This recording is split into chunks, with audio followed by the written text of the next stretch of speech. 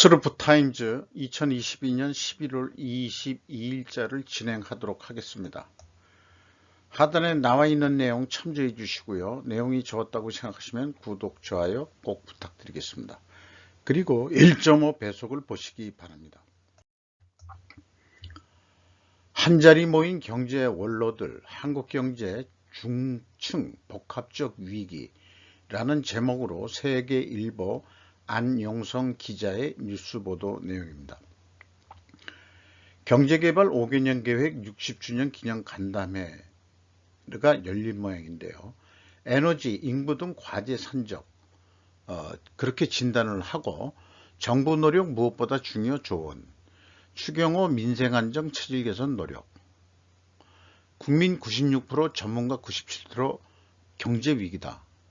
저출산 고령화 적극 대응 시급, 경제 위기다, 저출산 고령화 적극 대응 시급 이런 것은 뭐 충분히 그 인식을 현재 하고 있는 건데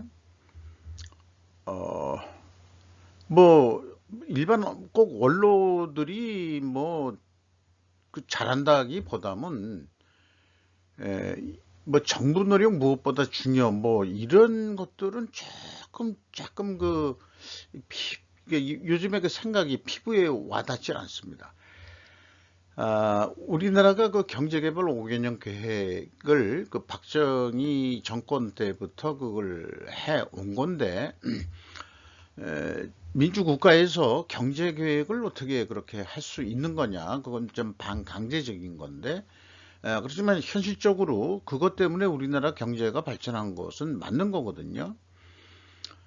그래서 이런 질문을 해보고 싶어요. 경제계획과 이 계획경제, 뭐 계획경제는 공산주의에서 그러니까 지금 저기 중국 얘기를 해보면은 딱 맞아떨어지는 건데 어찌 보면은 뭐 중국도 지금 한국 그 박정희 대통령이 했던 경제계획 5개년 개발 계획을 흉내낸 것도 있다 이런 언급이 있긴 있습니다. 근데 그 차이점은 뭐냐 이거죠. 많은 사람들이 복잡한 얘기만 늘어놓고 있다 그런 느낌이 있고요. 가장 중요한 것이 무엇인지 현재 한국한테 거기에 합의를 좀 해보라고 좀 저는 그렇게 건의를 하고 싶습니다. 원로들이시되니까 저보다 나이가 많으시고 또 전문가들이신데 뭐 이렇게 그 기념사진을 찍었네요. 그래서 제 생각에 미중 전쟁 중인데 그거 다 알 겁니다. 확실한 미국과의 관계, 국방 외교가 우선순위 아니겠느냐. 그러니까 이 경제를 얘기하려면은 지금 국방을 얘기 안 하면 안 되고 그러니까 이 정치 외교를 얘기하면 안 되고 경제 따로 그다음에 외교 따로 뭐 이런 식은 이제는 그 안 된다 하는 점을 저는 개인적으로 계속 이솝 아저씨의 그 박쥐 얘기를 우리 박쥐 되면은 절대 안 된다는 얘기를 저는 그런 취지의 입장에 있습니다. 미 하원 공화당 최고위 메카시 중국 특별위원회 계획 이번 그 중간선거의 그 하원은 이제 공화당이 과반수를 이제 차지했죠. 뭐 큰 차이는 아닙니다만은 그래서 그 저건 이 중국에 대응하는 특별위원회를 구성할 거라고 또 이렇게 얘기를 하고 미 국방장관은 러시아 침공 폭풍과 혼란 이런 제목으로 얘기했는데 이 그 러시아 얘기를 하면서도 결국은 중국은 모스크바와 같이 옳은 세상을 찾으라고 경고했다. 그러니까 이제 러시아 얘기를 하면서 이 중국이 거기에 뭐 이렇게 그 강하게 그 대응을 안 하니까 중국도 그 뭐 옳은 세상이라고 했는데 야 제대로 좀 해 뭐 이런 거 아니겠느냐. 그러니까 결론은 그 모든 어떤 그 미국 정치의 그 흐름이란 게 공화당이 집권을 했던 민주당이 집권을 했던 외교적으로는 기승전 디카플링 차이나다. 그러니까 이제 공급망, 공급사슬이라고 저는 표현하고죠. 공급사슬을 재구성하는데 다들 그 동참들 좀 허세요. 그렇게 지금 미국이 요구하고 있는 거죠. 중국 젊은이들은 경제를 움직이는 공장 일자리를 바꾸고 있다. 로이터 데이비드 커튼의 보도 내용인데요. 한마디로 얘기하면은 이제 그 힘든 공장에서 일 못 하겠다 그런 얘기예요. 그래가지고 공장을 때려치고 어, 그 샤오징이라는 27살의 여직원도 프린터 공장에서 3년간 일한 뒤에 선전의 고급 지역에서 마사지로 월 5천에서 6천 위안을 번다. 이런 얘기가 있고, 그리고 내 또래의 친구들은 모두 공장을 떠났습니다. 라고 그녀는 그녀를 돌아오게 하는 것은 어려운 일이 될 것이라고 덧붙였습니다. 그리고 이제 이 줄리안 주라는 사람은 그 얘기했는데 영화를 그 찰리 채플린의 그 모던 타임즈 영화를 봤던 모양이에요. 그러니까 컨베어 벨트의 체결 볼트를 따라가지 못하고 그 토니바퀴에 빠져서 돌아가는 그런 거를 했죠. 어쨌든 그런 거를 비유로 했는데 또한 그 2021년도에 그 44% 증가한 로봇 설치의 절반을 차지했다고 국제 로봇 연맹은 밝혔다. 그러나 자동화에는 한계가 있습니다. 뭐 이런 내용까지 얘기를 하고 있어요.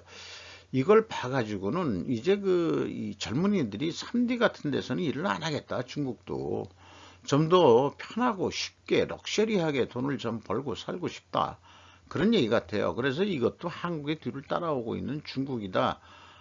경제가 어느 정도 발전하면은 옛날 잘 살아보세 해가지고 공장에서도 열심히 일하고 또 우리나라가 그 처음에는 그 섬유 공장부터 했으니까 섬유 공장에서 일하는 여공들이라고 그때 표현했죠. 그리고 우리나라 노동운동은 사실은 뭐 대학생 뭐 이런 애들이 이 말하자면은 그 진보 사상 뭐 이런 게 들어왔다기보다도 사실은 여공들이 우리나라의 그 노동운동을 저는 시작했다고 저는 그렇게 믿습니다. 왜? 박봉에 월 뭐 그때 돈으로 월 한 5천 원, 6천 원 정도 받는 월급으로 여공들이 그렇게 한 달 내도록 공장을 다녔던 거로 저는 젊었을 때 그렇게 기억을 하고 있습니다. 중국 소비자를 대체할 수 없다는 것을 알게 된 호주. 물음표는 제가 붙였습니다. 스와티 판디 시빌라 그로스 벤 웨스트콧. 그 코드다 해가지고 호주가 이제 이 대중 디커플링에 이제 참여를 하고 뭐 이렇게 했는데 결국 이렇게 하다 보니까 호주가 좀 어렵네 이런 얘기예요. 그러니까는 호주가 다른 수출 루트들을 싱가포르, 한국, 북미 뭐 이런 쪽으로도 많이 찾고 있는데 워낙 중국이 이 석탄 수요를 호주에서 많이 가져가기 때문에 이걸 무기로 해서 석탄을 수입을 금지시키겠다 뭐 이런 등등이 있었고 뭐 이랬지만은 당장 좀 호주가 아쉽다고 해가지고 중국하고 다시 뭐 짝짝꿍이 맞는다 하더라도 이 중국에게만 의존하는 것은 장기적으로 너무나 위험한 전략이다라고 말은 하지만 지금 조금 힘들어요. 그런 얘기 아니에요. 이게 우리나라도 탈중국을 하려고 그러면은 호주만큼 더 힘들 겁니다, 아마. 그러니까 많은 사람들이 이제 경제는 중국, 그 다음에 정치는 외교는 미국, 이게 이제 양다리 가지고는 안 된다는 거를 제가 좀 계속 얘기하는 건데, 어쨌든 호주 쪽에서는 재생에너지로 향하는 꾸준한 행진을 시사하고 있다. 이렇게 표현을 했습니다. 그래서 며칠 전에 인용했던 네트워킹 공급망이 되어 있는 건데요. 이게 이제 표시된 게 그 나라와 중국과 무역 거래액이 1순위 이 링크만 된 거를 쭉 한 거거든요. 그러니까 중국이 꽉 공급망을 잡고 있는 거예요. 한국이 여기 있습니다. 여기. 그러니까 미국보다도 그 중국하고의 그 무역량이 더 많다는 거죠. 그러니까 이제 친중하는 그 사람들이 또 정치에서는 그 친중 그 여나 야나 다 친중 정치인들이 있다고 봐지는데, 그런 사람들이 뭐 그런 형편에 의해서 뭐 중국하고도 잘 지내야 된다고 조였지만, 미국이 이런 꼴을 당하다 보니까 이 크기가 이제 중국보다 더 커져야 되잖아요. 그러니까 이 공급망을 자기네들로 다 끌어들이려고 지금 그 계속 중국을 그 협중 정서를 만들고 있는 중이고, 또 이 중국을 포위하는 전략으로 계속 가고 있는 거 아니겠어요? 이렇게 생각이 됩니다. 여기에 우리나라가 미국과의 교역량이 더 좀 커져야 된다, 이렇게 또 생각을 하고, 요 왼쪽에는 뭐 그 유럽하고의 그 이 관계 그 공급 사슬이 좀 뭐 또 별도로 있었는데 뭐 쭈그러들었다는 얘기인데, 우리나라가 또 유럽하고의 그 공급 그 무역 거래량이 또 좀 상당히 많이 해야 되겠죠. 그러니까 호주만 하더라도 이거 그 사이즈 크기를 보면은 이 중국하고 꽤 그 무역 교역이 그 꽤 많았다는 얘기예요. 여기서 또 연결된 게 뉴질랜드 같고, 뉴질랜드는 또 여기가 어딘지 모르지만 작아서 안 보입니다만은 뭐 이런 관계다 이거죠. 그러니까 이게 한 30년 정도 그 중국이 경제 발전하면서 지하자원이, 이 중국도 지하자원 스스로 나오는 게 많은데, 워낙 경제가 발전하다 보니까 그 지하자원을 호주로부터 많이 그 수입을 하는 거고, 그것을 그 거래 협상 무기로도 많이 쓰고 있다, 이런 게 현실인 것 같습니다. 어쨌든 이런 그 이 시행착오들이 있는데, 가는 방향은 미중 디커플링이죠. 디커플링 차이나를 끊어내자. 너희들하고 이제 비동조다. 이런 쪽으로 세상은 변할 거라고 저는 믿습니다. 그렇게 보여요. 경기 후퇴 위험 새로운 정책 균형 시대 예고 에코위크. 그레이그 스털링, 에코위크라는 지의 그 그레이그 스털링이라는 기자의 뉴스 내용인데, 자관 그 내년에 그 세계 경제의 약화와 지속적인 인플레이션의 새로운 단초가 다음 주에 도래할 것이다, 뭐 해가지고 내년도 예상하는데, 그 경제가 마이너스로 돌아서는데, 그 다음에 파란 데라 하더라도 뭐 올라봐야 1%. 선진국이라는 게 이제 사실 경제 성장률이다 뭐 이런 것들이 1, 2%면 매우 높은 거다, 이렇게 하고 있는 거 아니에요. 우리는 그거면은 저성장이다, 이렇게 얘기하는데, 성장하는 것도 아니다. 중국 같으면 꼭 그랬는데, 중국도 이제 아마 그 GDP 성장률이 뭐 계속 떨어질 거라고 생각은 합니다. 터키의 정책 위반자들은 또 다른 차입 비용 인하로 이러한 추세에 역행할지도 모른다. 그러니까 중국이 좀 일본도 약간 유사하게 따라가는데 금리 안 올리고 있고, 그 다음에 인플레를 부추기면서까지도 버티고 있죠. 참 묘한 세상이고, 뭐 제가 경제학자가 아니라서 잘 모르겠습니다만은, 현대 EV 추진은 이란으로 가정용 충전 생태계 출시했다고 테크크런치 매거진의 에비게일 바셋이라는 기자가 써낸 건데요.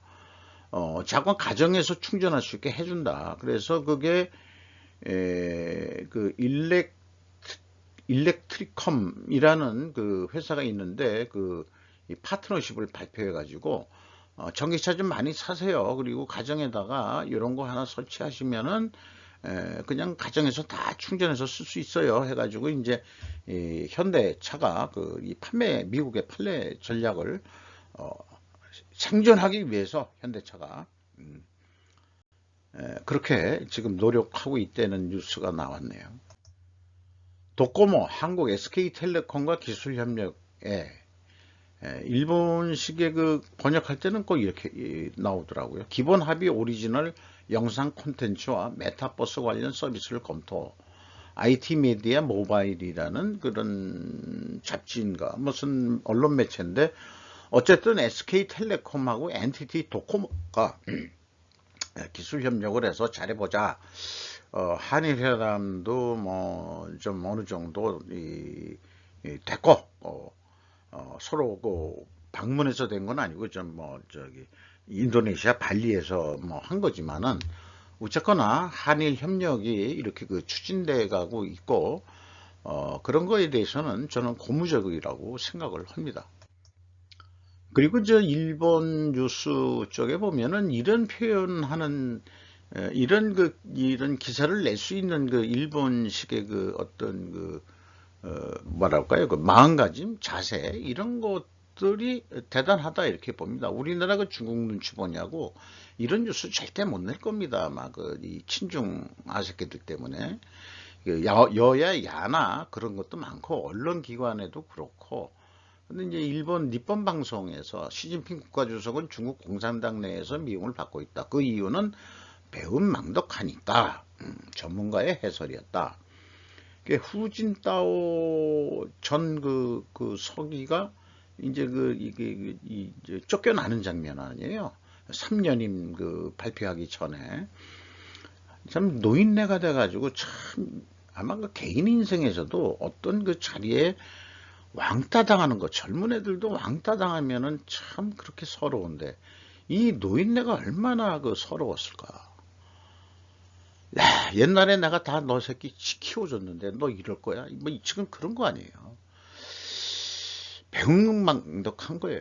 배은망덕한 거예요. 라고 그렇게 얘기를 하고 있습니다. 왕치산도 그 아주 보필을 잘했는데 이번 3년임 되면서 왕치산 이름은 어딘가 싹 없어졌어요. 그 7인위원회에 왕치산 없습니다. 그렇게 됐습니다. 그래서 그런 뉴스를 또 니폰 방송에서 내네요. 중국 6년 만에 한국 콘텐츠 스트리밍 재개. 로이터 최수양 기자, 사이먼 카메론 무호 편집.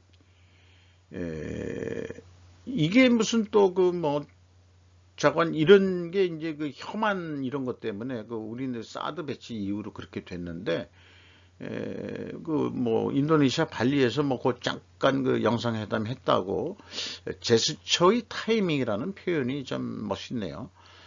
어쨌든 그게 다 막았다 하더라도 그 의무로 다 뭐 한국 콘텐츠 다 중국 사람들이 보고 있는데 뭐 이런 거 보면은 그 중국이 한국을 그렇게 너무 무시하면은 안 나요. 전랑 외교 하면 안 되지 니들이 우리한테 이런 느낌을 좀 받습니다. 그리고 텐센트도 우리나라에 뭐 투자한 게 많잖아요.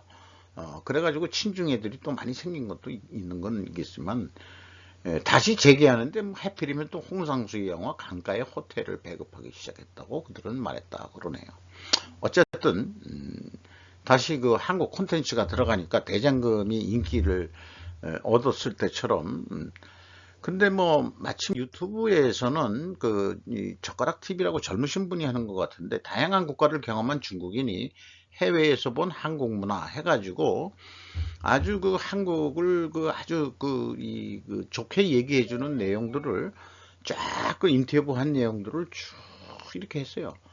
그래서 뭐 가장 멋있게 생긴 민족이 한국이라고 생각해요. 뭐 이런 것들을 그 중국 방송에서 캡처를 한 거니까 중국 애들이 그런 방송 그러면은 한국을 진짜 아니 그러니까 혐한으로 한다 그러면 다 막았을 거 아니에요. 막았을 거 아니에요. 근데 안 맞고 그런 거를 우리나라에서 캡처를 할 수 있다 하는 얘기는 어느 정도 푸른 건가? 이놈들이 그렇게 생각이 들어요. 그리고 뭐 자기네들은 14억이지만 5천만 원의 나라가 이토록 눈부신 성적을 거둔 건 절대적으로 기적입니다. 이게 뭐 정치가들이 한 얘기가 아니고 그냥 엔터테인먼트 뭐 그다음에 K 문화 뭐 이런 쪽에서 하는 얘기니까 이렇게 표현하네. 앵글록생 진적이 장총과 단총을 무장하고 원주민의 영지로 침입한 것과 같았어요. 예. 한국인이 그렇게 무장하고서 K로 뭐 이렇게 다른 나라에 침투한 것 같았어요. 이런 비유가 하네요. BTS가 그 사우디에 그 콘서트 한번 해가지고 그 법까지 바꿨다는 그런 거. 뭐 이런 식으로 또 얘기하고 있고 또 뭐 김구 선생께서도 문화 소프트 파워를 강화해야 된다. 뭐 이런 얘기를 했었다는 거고, 그 다음에 우리나라가 또 그런 게 잘 된 게 이 산학년이 잘 됐다 이렇게 얘기하는데, 저는 뭐 잘 못 느끼겠어요. 우리나라가 이 학계, 그 다음에 뭐 이 연구기관 뭐 이런 것들이 잘 협력이 되고 있는 건지, 뭐 된 것도 있겠고, 네. 한국을 띄워주는 것 같은 중국 방송, 중국에 대한 반중 감정을 누그러뜨리는 효과를 노리는 것은 아닐지, 제 느낌은 그렇습니다.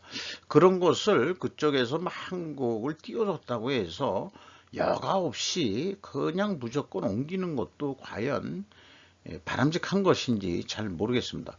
이 치열한 경쟁이 있어서 드라마 제작 수준이 매우 높은 거예요. 그러니까 이제 중국은 그 경쟁은 안 시키고 뭐 이런 식으로 하는데, 국가적인 거로 해서 국뽕 영화를 많이 만들고 뭐 어쩌고저쩌고 하는데, 한국은 치열한 경쟁을 통해서 그렇게 경쟁력이 세졌다. 이렇게 또 뭐 어느 정도 객관적인 의견도 있는 거죠. 그리고 중국어라는 방송에서는 그 이 뭐 저기 삼양라면에 불닭볶음면 뭐 그거 하나 가지고 그 괜히 그 하나량의 국몽이 뚫렸다 하는데,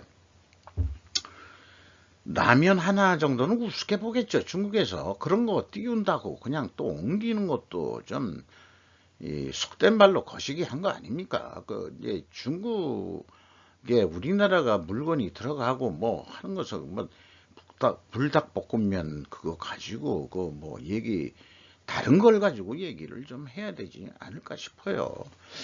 뭐 화장품은 이제 망한 거고 솔직히, 그러니까 이제 뭐 그런 거 불닭볶음면이나 가지고 뭐 이런 얘기해 보니까 이제 삼양식품 또 분석을 해보고 싶은 욕심이 나네요. 현대 무기 이동사를 다시 쓰는 한국, 이것도 중국 방송에서 인용한 건데,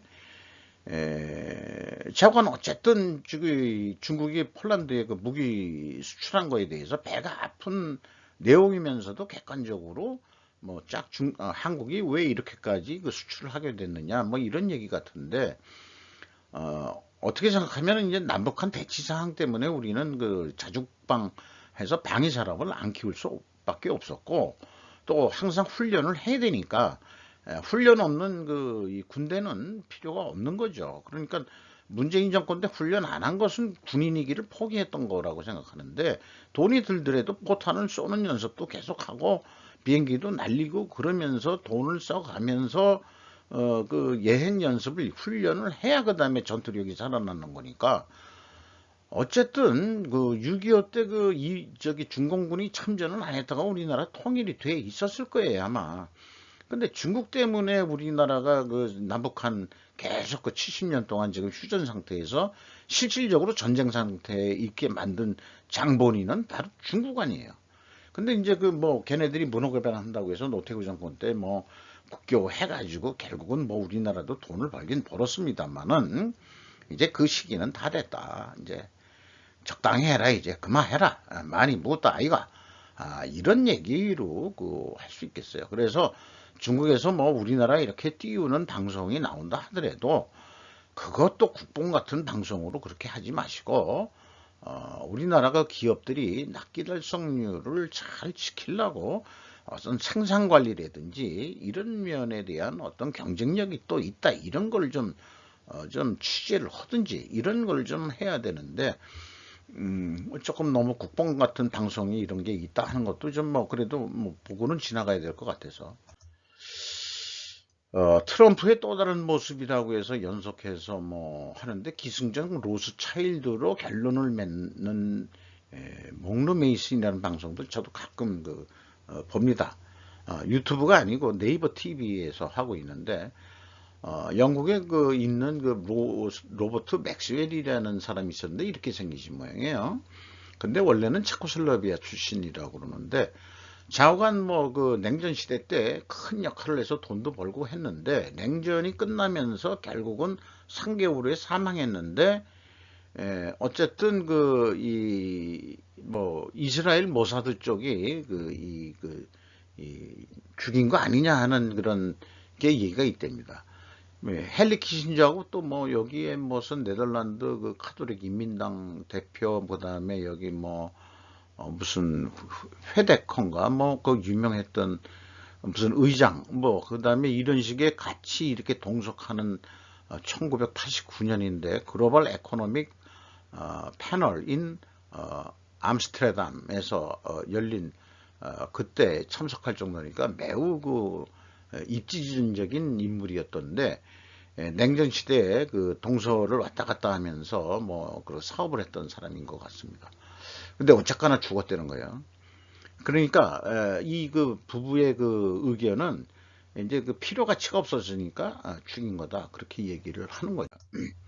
시대 변화에 그것을 인식하고 말을 조심해야. 그래서 빗대어서 쭉 얘기하는 게 트럼프의 다른 이면이라는 게, 그 로버트 그 맥스웰처럼 말을 잘못하면은 트럼프도 그 유사하게 갈 수 있다 하는 쪽으로 모든 데이터들을 만들어서 그 추리를 해 나가는데, 물론 거기에 이제 소설도 우리가 쓰는 게 있습니다라고 얘기를 하지만, 나름대로 그 논리를 좀 내세워서 쭉 그 좀 하고 있는 것 같아요. 그래서 도널드 트럼프하고 로버트 맥스웰하고 사실은 그 동급이 아니고 성격이 유사하고 좀 이렇게 그 나서길 좋아하고 뭐 어쩌고 저쩌고 해서 러시아하고 연결이 뭐 안 된 게 아니고 돼 있는 게 있고, 뭐 이런 식으로 이제 쭉 얘기를 그 풀어나더라고요. 그러니까 푸틴에 대해서도 좀 소개를 하고, KGB 출신이지만 그래서 그 KGB에 있었으면은 동서를 왔다 갔다 하면서 뭐 여러 가지 그 뭐 해서 그 식견이 있을 거다, 그런 얘기고, 마케도니아에도 저기 원래는 그 반러시아인데 일부 그 마케도니아 안에 그 친러 세력이 또 있는 것 같다, 이런 얘기도 얘기를 하고 있습니다.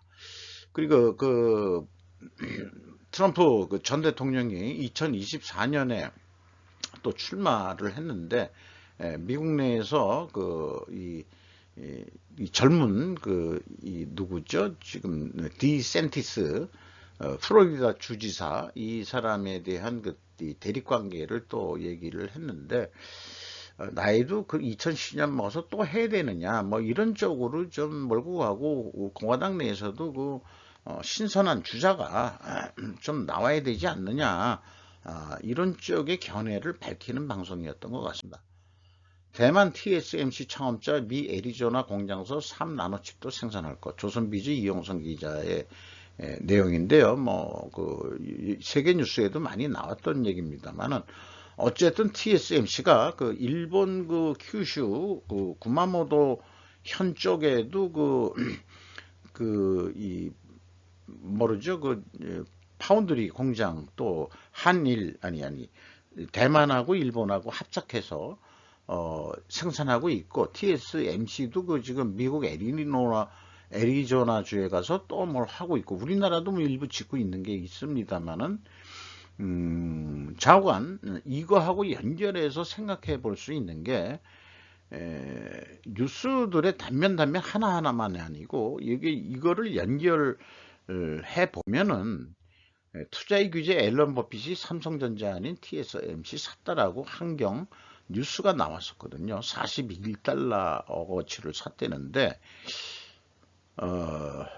이렇게 뉴스가 나오는 거에 대해서 어떻게 해석을 해야 될 거냐.